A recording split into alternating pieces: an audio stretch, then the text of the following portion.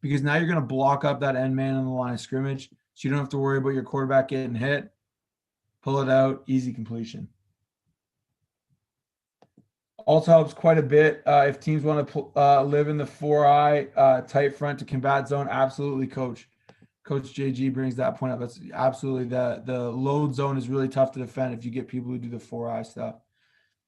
So those are some basic versions of split zone. Okay, power switch pairs with it really nicely because conceptually it's very similar, very, very similar for in terms of pairing this with other things, because both these concepts are really looking to hit backside.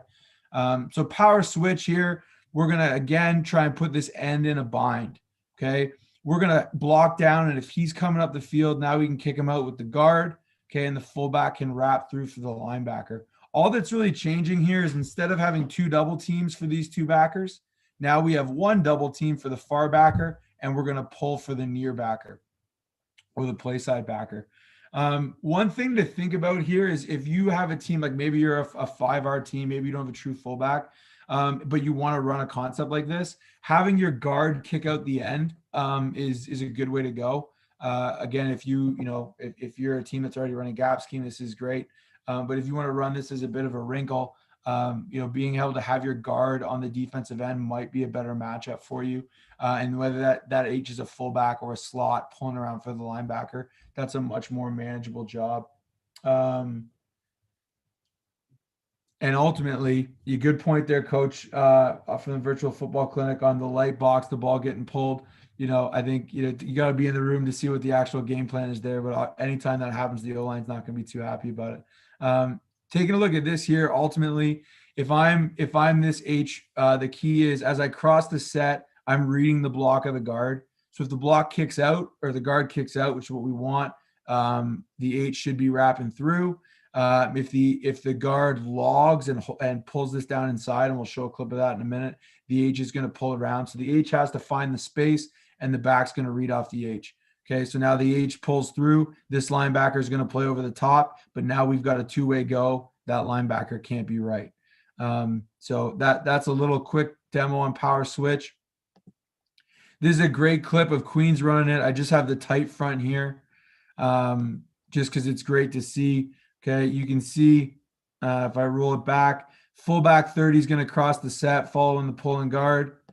Backs downhill. The guard's able to kick out the defensive end. You see the movement in the linebackers. This puller is going to be able to fold through here for, I think that's 12 or it might be 42. Fullback gets through. Okay, we get the crease we're looking for, and we get into the second level. Okay, so it's very similar to a traditional power concept. The only difference being the guard is pulling first, and the fullback is pulling through second. Again, guys, if you're tuned in, if you could throw a like, it's huge for us. We got 10 on there right now. It'd be great to get that to 20 by the time we're all said and done. So that's power switch. Again, a great concept if you're already running gap scheme. You'll notice this is almost the exact same slide because a lot of the things I like about power switch, I like about split zone. So we're forcing a post-snap adjustment. Okay, now we don't just have a fullback crossing the set. Now we get a pulling guard, right? So now we have two gaps moving. It looks like split zone, but the fit is different from the linebacker's perspective. I love that about pairing these two concepts together. I think Western makes a killing off doing that. And it's really, really smart, sound football in the box. Great leverage. Now you have your guard on the defensive end, probably a better matchup.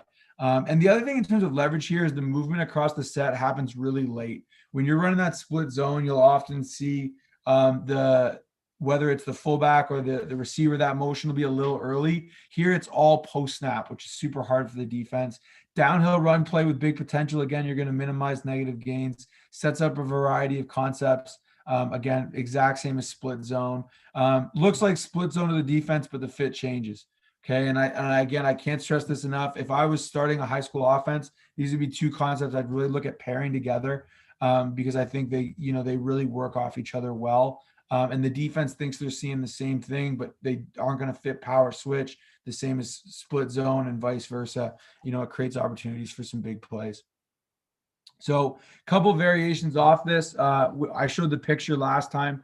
of or the video last time of Ohio State running the RPO. Here's power switch RPO, exact same concept. So if you were going to run this RPO, you could do it to either side. I have it drawn up here with a full field just to make them cover down.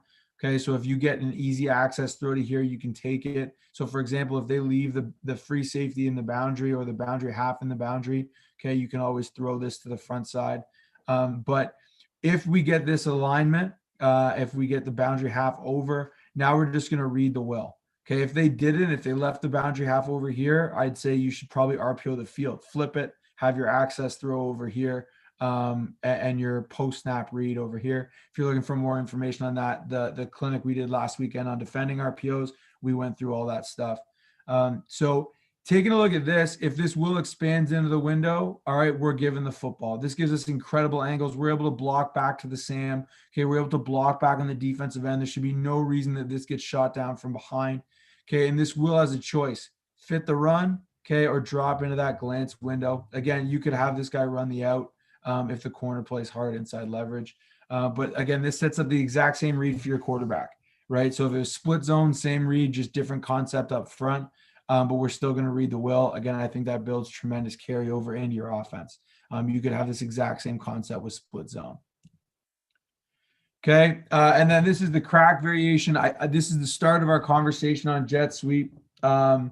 Ultimately, when you're taking a look at any of these plays, you want to get a hat and hat, and then if you can, you want to be +1. You want to be able to block everybody that side.